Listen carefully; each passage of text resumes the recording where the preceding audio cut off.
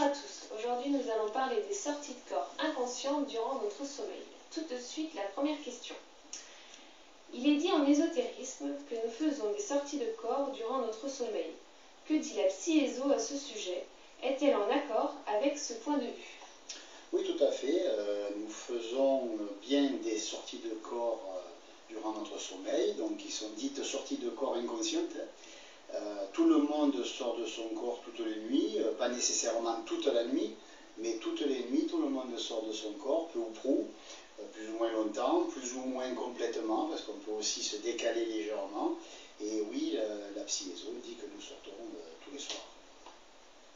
Si nous ne sommes pas conscients de ces sorties et que nous en avons aucun souvenir au réveil, en quoi est-ce nécessaire pour nous et notre vie de tous les jours? C'est primordial, je dirais, parce que durant la journée, quand le corps psychique est à l'intérieur du corps physique, et tandis que nous vivons, que nous vaquons à nos occupations quotidiennes, ce qu'on appelle le corps astral, la partie corps astral du corps psychique, est un corps d'activité qui brûle beaucoup d'énergie. Le corps astral, c'est tout ce qui est relatif au système nerveux, tout ce qui est relatif aux perceptions, à nos émotions, etc. Nous brûlons beaucoup d'énergie durant la journée, du seul fait d'être réveillé, d'écouter, de marcher, voilà. Nous brûlons beaucoup d'énergie.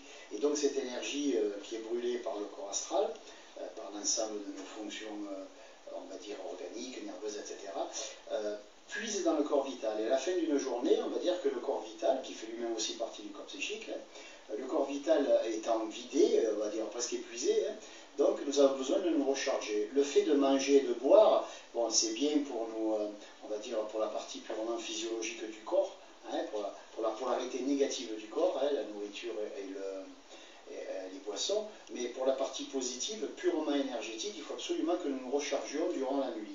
Donc au moment où nous sombrons dans le sommeil, que nous nous endormons, le corps psychique se décale légèrement et dans le corps psychique sort également le corps astral mental, causal, quels que soient les corps. Le corps psychique, c'est la somme de tout ça. C'est un petit peu l'enveloppe extérieure qui contient les différents corps.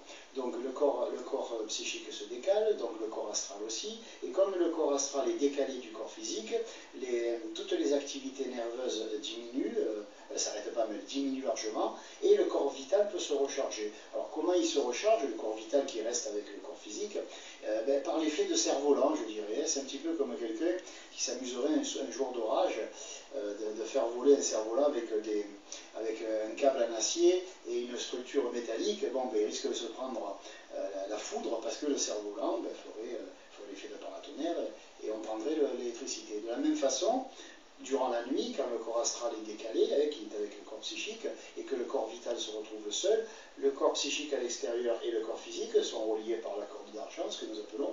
Et cette corde d'argent sert de conduit, donc le corps astral capte les énergies des plans supérieurs, les transmet via la corde d'argent au corps vital qui lui-même dans la journée redonnera un petit peu cette énergie et la distribuera. Au moment où nous réveillons le matin, le corps psychique, juste un petit peu avant, rentre dans le corps, on va dire que le plein d'énergie a été fait, et là nous ouvrons les yeux et nous vaquons à nos occupations quotidiennes parce que nous sommes rechargés. Bonjour à tous. Lorsque nous évoquons l'âme, on pense immédiatement à la mort de la personne. Elle décède et son âme quitte définitivement son enveloppe charnelle. Mais saviez-vous que l'âme peut quitter temporairement le corps physique et ensuite le réintégrer? En fait, notre âme effectuerait une sortie hors du corps physique toutes les nuits lorsque nous sommes en état de sommeil sans vraiment en avoir conscience. Au réveil, notre esprit, c'est-à-dire notre âme, en gardera une petite mémoire, qu'il attribuera à un simple rêve. Ce voyage astral de l'âme se déclencherait quand le corps physique n'est pas encore vraiment endormi, mais plongé dans un état modifié de conscience. Intrigué par ce genre de voyage astral de l'âme, le docteur Charles Tart, professeur de psychologie à l'Université de Californie et instructeur en psychiatrie à l'école de médecine de l'Université de Virginie, avait, il y a quelques années de cela, décidé de réaliser une étrange expérience. Une jeune femme avait été placée dans une pièce allongée dans un lit. Cette chambre était presque vide, il y avait juste le lit, une étagère, une horloge et une fenêtre d'observation qui donnait sur la pièce d'à côté où le docteur Tart surveillait l'expérience. La jeune femme qui servait de cobaye pour l'expérience avait également des électrodes branchées sur la tête pour détecter les activités des ondes cérébrales. Ce qui rendra ce cas vraiment incroyable, c'est que non seulement cette femme était sortie hors de son corps, hein, mais on avait la preuve que cela ne venait pas de son imagination. En état de dédoublement astral, cette femme aurait réussi à lire le chiffre 25 132 qui était indiqué sur un morceau de papier qui était à une telle hauteur que même debout, cette personne aurait été dans l'impossibilité de lire le message, du moins le chiffre. Elle aurait même indiqué la position du papier, c'est pour vous dire. De plus, l'électroencéphalogramme révélait une modification dans la mesure au moment où elle était sortie de son corps. Il prouvait que ce n'était pas un rêve, mais que les ondes de son cerveau étaient descendues en alpha, donc en état de grande relaxation, mais pas de sommeil. Ce genre d'expérience, nous le vivons chaque nuit. Notre âme se détache de notre corps physique afin d'aller dans d'autres dimensions, et cela de manière naturelle. Précisons tout de même que lorsque notre âme quitte temporairement notre corps physique, elle y restera liée provisoirement par la corde d'argent. C'est une sorte de cordon ombilical lumineux qui vibre sur une certaine fréquence et peut s'étendre sur de très grandes distances. Ce cordon argenté, parce que c'est une couleur argentée, lumineuse bien entendu, permet de retenir l'âme au corps physique. Si cette corde d'argent venait à se rompre, alors l'âme ne pourrait plus réintégrer son corps physique. C'est grâce à l'existence de cette corde d'argent que notre âme peut quitter temporairement notre corps physique, puis le réintégrer à tout moment. Parce que comme j'ai dit, si cette corde venait à se déchirer, l'âme quitterait définitivement le corps physique. Elle rejoindrait le monde des esprits. En général, quand la corde d'argent est coupée, cela signifie la mort. Quelques instants avant que l'âme ne quitte le corps physique, on ressent de fortes vibrations qui sont suivies de fourmillements. Ensuite, on se sent comme aspiré vers l'extérieur de l'enveloppe charnelle. Et cette échappée de l'âme se fera souvent par la tête, la fontanelle surtout. Quelques instants plus tard, on aura pleinement conscience de se trouver en dehors de son corps. Ensuite, on fait l'expérience de la légèreté, de la nouvelle texture de son âme, de son corps astral, et on commence à évoluer dans cette nouvelle dimension qui est celle des esprits, bien entendu. C'est la dimension astrale. Une fois hors du corps physique, l'âme peut se déplacer dans l'univers invisible des esprits. Elle se retrouve dans la dimension astrale. C'est un monde où l'espace, à l'image du monde physique, est constitué d'atomes qui vibreraient assez lentement dans le bas astral et de plus en plus rapidement dans l'astral supérieur. Bon là, on rejoint les fameuses sphères spirituelles, comme j'en ai déjà parlé dans d'autres vidéos. La première sphère, dite bas astral, vibre très très lentement, et les sphères qui sont les hautes sphères ont des fréquences vibratoires assez rapides. Pour pouvoir aller du bas astral au monde astral supérieur, il vous faudra donc accélérer les vibrations des atomes spirituels qui composeraient en fait la nature énergétique de votre âme. Et cela se fera simplement en faisant monter vos émotions et vos sentiments d'un niveau de fréquence basse, comme la peur, la haine, l'égoïsme, la violence, voilà, tout ce qui abaisse les vibrations, à un niveau de fréquence haute, comme la paix, la joie, l'amour, la félicité, la compassion. Bon, je pense que vous avez compris, plus vous devenez gentil, et plus les vibrations de votre âme s'accélèrent. Et plus ces vibrations s'accélèrent, et plus vous montez de sphère spirituelle. Donc toutes les entités ou âmes de désincarnés qui seront rencontrées sur un plan spirituel donné, seront normalement en harmonie vibratoire avec le plan astral où elles évolueraient. Ça, je l'ai déjà dit dans une autre vidéo, toutes les âmes qui quittent ce monde, je parle des âmes de désincarnés, rejoignent en général la sphère spirituelle qui correspond à leur état vibratoire.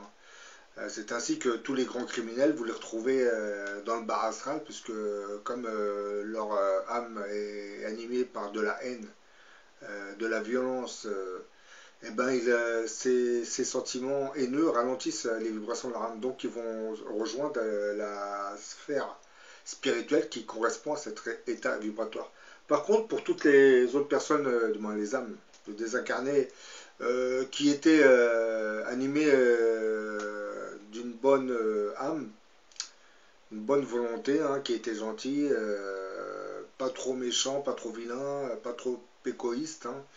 Ce genre d'âme a tendance à accélérer les vibrations qui animent la nature énergétique de leur âme.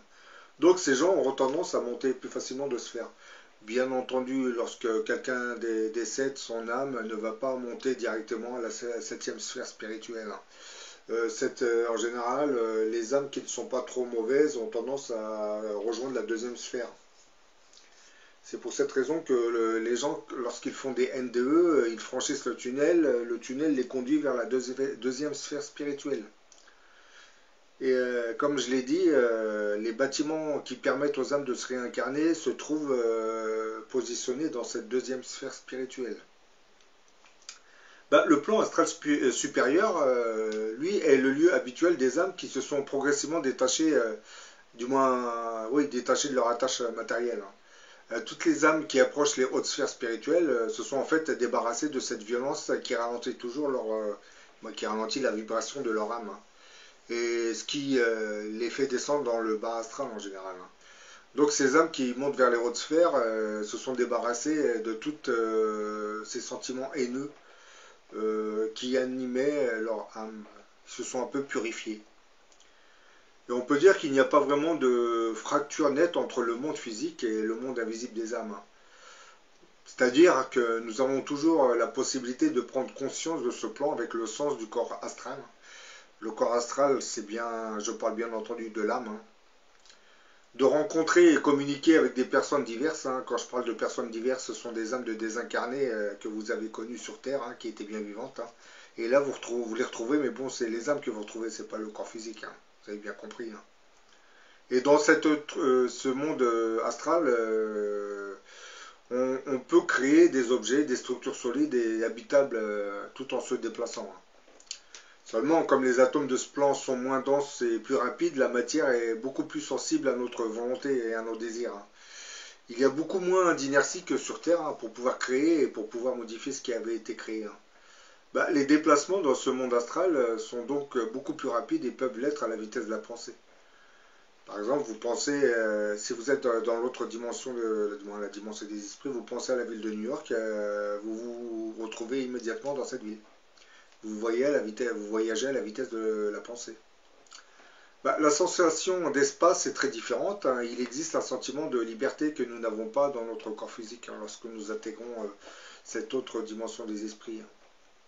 Et il n'est pas nécessaire de manger ou de boire car la nourriture est apportée par l'espace d'une façon analogue à l'air, hein, pour notre corps physique, hein. Pour communiquer, on utilise sur Terre la voix, hein, en faisant vibrer l'air, hein. Mais bon, sur le plan astral, hein, là on utilise la télépathie pour transmettre des messages divers, hein. Donc les esprits communiquent entre eux par télépathie, hein. Ils se transmettent des ondes de pensée, hein.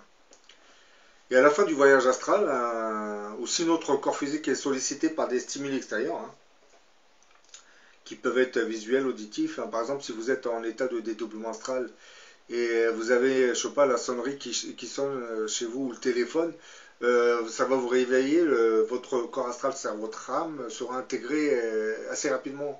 Elle va être attirée dans votre corps physique et sera intégrée instantanément. Et vous allez vous réveiller. Donc avant de vous réveiller, l'âme va réintégrer assez rapidement le corps physique. Si l'on peut résumer, on peut dire que notre monde physique nous impose des contraintes que nous n'avons pas ou peu sur le plan astral. Par exemple, respirer, boire, manger, dormir régulièrement, se vêtir, se chauffer, mettre du temps pour se déplacer, pour créer, construire, avoir des enfants. Bah, toutes ces contraintes du monde matériel ne sont pas négatives, hein, car elles sont là pour nous enseigner des vérités et des connaissances, hein, que nous aurions beaucoup de mal à acquérir autrement. Ça nous permet surtout de vivre des épreuves terrestres, hein, ce qui nous permet d'évoluer dans notre monde aussi. Et toutes les nuits, comme je viens de le dire, hein, c'est aussi la thématique de ma vidéo, hein, et toutes les nuits, pendant que nous dormons, notre âme se détache temporairement de notre corps physique, hein, suite à un état modifié de conscience. Je tiens à le préciser, hein, on ne se dédouble pas comme ça, c'est dès qu'on approche un état bien précis de conscience, l'âme peut se détacher du corps. Et tout en restant lié à son enveloppe charnelle, grâce à la corde d'argent, l'âme rejoindra progressivement l'au-delà. C'est pour elle un moyen de se recharger auprès de sa vraie nature d'esprit, hein, et par cela aussi être en contact avec nos proches décédés. Quand je parle de nos proches décédés, il faut bien comprendre que je parle de l'âme de ces gens désincarnés. Hein. Mais notre conscience a toujours tendance à interpréter ces voyages de l'âme hors du corps comme de simples rêves, hein, puisque comme vous le savez, peut-être que pendant la nuit vous avez fait un voyage astral, vous avez probablement rencontré des gens défunts que vous aviez connus. Hein. Ensuite, le matin, quand vous vous réveillez, vous dites que vous avez rêvé de la grand-mère décédée il y a 1 an. Alors qu'en réalité, vous n'avez pas rêvé, vous êtes parti à la rencontre de cette âme. Peut-être qu'elle a quelque chose, un souci, donc elle essaie de communiquer avec vous par l'intermédiaire de ce voyage astral. Dans d'autres cas, vous avez certaines âmes peuvent franchir d'autres dimensions du temps, hein, et visiter le futur. On appelle ça les rêves prémonitoires. Bon, c'est pas vraiment des rêves, c'est l'âme qui se projette dans une dimension parallèle, là où se trouve notre futur.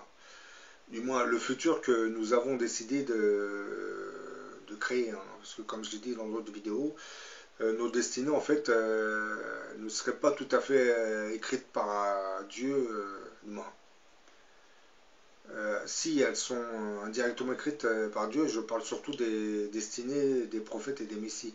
Mais nous, en tant qu'individus, nous écrivons quotidiennement notre destinée. Hein. C'est nous qui la créons, notre destinée. Oui, sinon, ça serait, on pourrait même pas expliquer comment ces grands criminels ont commis autant de crimes. Hein. Si Dieu écrivait nos destinées, je ne pense pas que Dieu aurait incité ces êtres humains à commettre autant de crimes.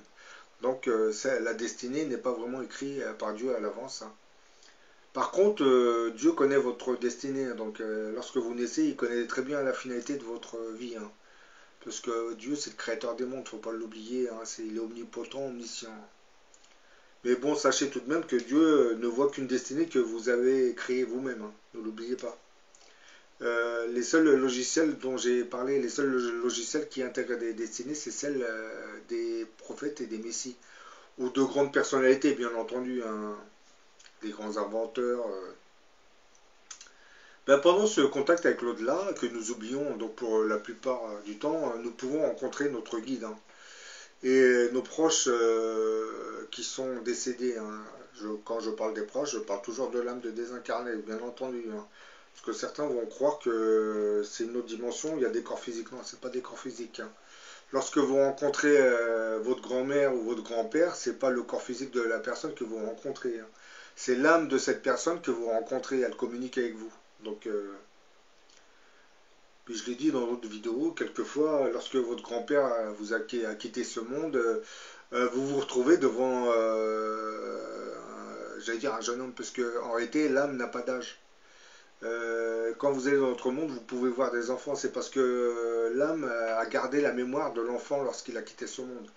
Vous pouvez retrouver des vieillards, c'est parce que l'âme a gardé en mémoire l'image du vieillard que c'était.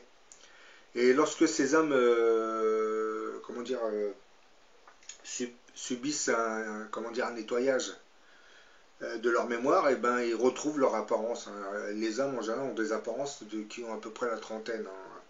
C'est de l'énergie. Hein. Donc lorsque vous allez dans l'autre monde, vous voyez des vieux ou des enfants, en réalité c'est parce que ce sont des âmes qui ont gardé leur mémoire.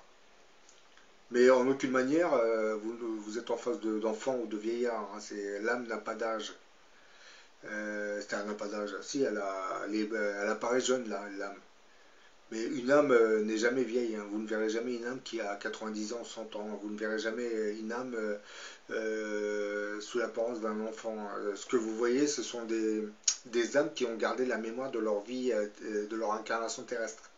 Par exemple, je vais vous donner un exemple. Si un enfant de 10 ans décède, lorsqu'il va aller dans l'autre monde, il va garder en mémoire son âge de 10 ans. Et bon, pour qu'il se débarrasse de cette mémoire, vous avez des guides qui vont l'envoyer dans des sortes d'établissements dans l'autre dimension. Hein, on appelle ça les écoles du monde de l'astral. Hein. Et c'est là où on apprend aux âmes à se débarrasser de cette mémoire. et ainsi ils vont récupérer leur apparence. Puisque lorsque vous êtes vieux ou jeune ou enfant, quand vous quittez ce monde, logiquement, comme vous savez que vous êtes qu'une simple âme, vous n'avez pas d'apparence physique d'un jeune homme ou d'un vieillard. Mais bon, en général, dès que vous voyez, si vous voyez des vieux ou des jeunes gens, c'est parce que ces gens ont gardé la mémoire de leur précédente incarnation. Ce mystère nocturne des voyages de l'âme était très bien connu des gnostiques. Ce courant de pensée était en lutte avec les autorités de l'Église chrétienne orthodoxe du IIe et IIIe siècle. Le mouvement gnostique à l'intérieur de la religion chrétienne sera rapidement considéré comme une menace pour la hiérarchie de l'Église, qui, comme vous le savez, est structurée autour d'un modèle hiérarchique qui comprend des archevêques, des évêques et des prêtres. Le gnosticisme mettait l'accent sur la capacité de chaque être humain de se mettre en relation directe avec Dieu, sans passer par un intermédiaire terrestre. Les gnostiques définissaient l'être humain comme une âme divine, emprisonnée dans un véhicule matériel, le corps physique.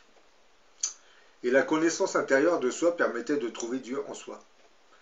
Le premier concile de Nicée en l'an 325 proclamera la mainmise des prêtres et des évêques pour établir enfin l'unité de l'Église chrétienne. Il en résultera que les évangiles gnostiques seront déclarés interdits et que des réalités telles que le dédoublement astral seront interdites et deviendront des pratiques hérétiques. Les gnostiques, s'appuyant sur le mysticisme et la révélation personnelle, s'effaceront face aux persécutions de l'Église. Vous l'avez bien compris, je pense. Pour l'Église, le gnostique devenait une hérésie à combattre. Alors qu'en réalité, il parlait de la véritable nature de l'âme. Oui, c'est ça le problème. Et à leur époque, les gnostiques se prétendaient être les détenteurs d'une connaissance supérieure, d'une vérité supérieure révélée seulement à certains. Le terme de gnosticisme vient du grec gnosis, qui signifie savoir. Les gnostiques prétendaient posséder une connaissance supérieure d'une source autre que la Bible, qu'ils auraient acquise par des expériences mystiques. Ils se considéraient comme privilégiés, supérieurs aux autres, de par leur connaissance plus profonde de Dieu. Là, les gnostiques, en réalité, c'est un peu l'équivalent aujourd'hui des Tibétains ou des bouddhistes. Ce sont des gens qui, grâce au dédoublement astral, acquièrent beaucoup de connaissances sur le monde invisible des esprits. Quand je dis au voyage astral, même au contact avec les esprits désincarnés. Et ces gnostiques, il y a plusieurs centaines d'années, peuvent être considérés comme les ancêtres de nos médiums, voire des adeptes du voyage astral. Les adeptes du voyage astral font des voyages, du moins leur âme fait des voyages et ça leur permet de découvrir beaucoup de choses du monde invisible. Et ces gnostiques seront assez rapidement confrontés à l'église de l'époque, qui elle imposait un dogme religieux, donc elle ne voulait pas entendre parler de l'âme, puisque l'âme, lorsque quelqu'un décède, l'âme rejoint le paradis ou l'enfer. Donc on ne peut pas dire que l'âme quitte temporairement son corps, le réintègre. Ça aurait brouillé l'esprit des fidèles de l'époque. Ce qui est un peu navrant, puisque je pense que si on avait permis d'écouter ces gnostiques, là on en saurait beaucoup plus sur l'existence de l'âme. Les gnostiques, en fait, c'est un peu comme les médiums, apporteraient la preuve de l'existence de l'âme. Mais bon.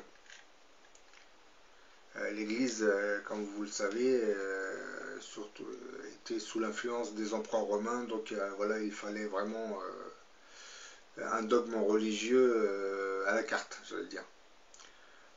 Dire qu'une âme peut se détacher temporairement du corps physique pendant le sommeil est tout aussi inconcevable dans la religion islamique. Et pourtant, lorsque vous lisez la sourate 39 du Coran, verset 42, c'est presque dit clairement. Bon, je vous lis le verset. Allah reçoit les âmes au moment de leur mort, ainsi que celles qui ne meurent pas au cours de leur sommeil. Il retient celles à qui il a décrété la mort, tandis qu'il renvoie les autres jusqu'à un terme fixé. Il y a certainement là des preuves pour des gens qui réfléchissent. Donc là, on nous dit que Dieu reçoit les âmes au moment de leur mort, ainsi que celles qui ne meurent pas au cours de leur sommeil. Donc les âmes qui ne meurent pas au cours de leur sommeil retournent alors dans le corps physique. Ce simple verset du Coran évoquait déjà le voyage astral que nous faisons chaque nuit. Comme vous le savez, que ça soit du côté chrétien ou du côté musulman, on évite de parler de ce genre de voyage astral des âmes, puisque dans le Coran, comme dans la Bible, lorsqu'une personne décède, son âme va au paradis ou en enfer. En aucune manière, l'âme ne peut quitter le corps temporairement, voyager dans l'invisible, dans le futur, réintégrer le corps, se charger en énergie. Ça, on ne veut pas en entendre parler, et pourtant... De toute façon, je parle souvent de ce mystérieux grand monarque qu'on appelle l'Antéchrist. À lui, sa doctrine gravitera autour de cela. Ça sera un peu sa thématique, l'âme, le voyage astral. C'est pour cette raison qu'on dit souvent que ce grand monarque va réformer le religieux dans le futur. Dans une précédente vidéo, je disais que des chercheurs auraient découvert accidentellement la région de notre cerveau qui stimulerait la sortie de l'âme hors du corps physique. Dans les années 50, alors qu'il procédait à l'excision de foyers épileptiques, le professeur Walter Penfield aurait stimulé directement le cortex cérébral afin d'identifier les régions essentielles à préserver dans le cerveau. Et en stimulant le lobe temporal droit de l'un de ses patients, celui-ci aurait dit « Mon Dieu, je quitte mon corps ». Et près d'un demi-siècle plus tard, en 2002, avec des électrodes plus fines et donc une plus grande précision, le neurochirurgien suisse Olaf Blanke aurait lui aussi déclenché une impression similaire chez une patiente épileptique de 43 ans en stimulant son gyrus angulaire droit.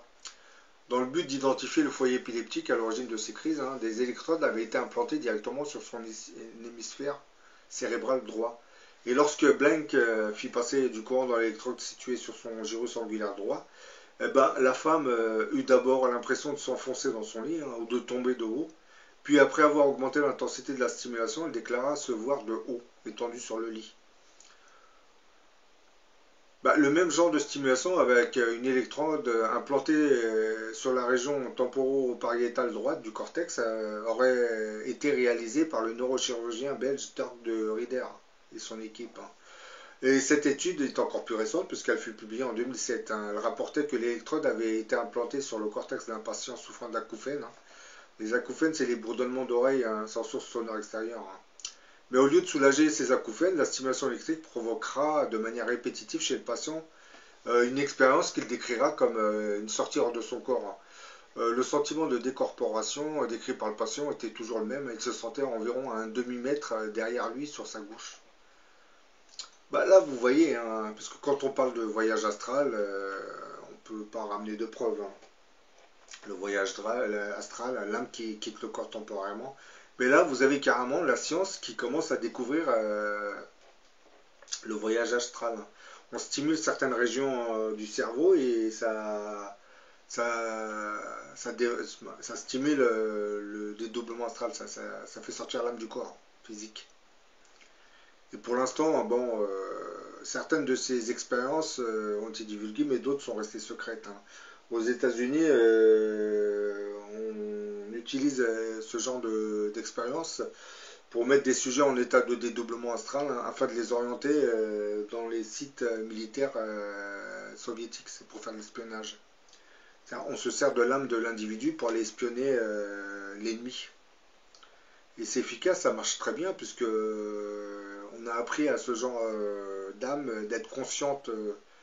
On provoquait des dédoublements astrales conscients. Et la personne, lorsqu'elle réintégrait son corps, en se réveillant, disait ce qu'elle voyait, ce qu'elle avait vu. D'ailleurs, dans une autre vidéo, j'expliquais que vous avez le Raymond Viovin. Certaines personnes ont même réussi à aller sur la Lune pour visiter les bases extraterrestres qui s'y trouveraient. Bien entendu, la Lune, il n'y a pas d'oxygène sur la Lune, mais ce sont des bases fermées hermétiquement. Et à l'intérieur, vous avez l'oxygène artificiel qui est introduit dans ces bases extraterrestres. Vous avez aussi d'autres bases extraterrestres sur Terre qui sont enfouies à l'intérieur de certaines montagnes. Bon, j'en ai fini pour cette vidéo, hein. Je vous ai fait cette petite vidéo, hein, pour vous dire que pendant le sommeil, hein, on fait tous des voyages astro, hein, je dirais. L'âme se décorpore, surtout pour se recharger en énergie, hein.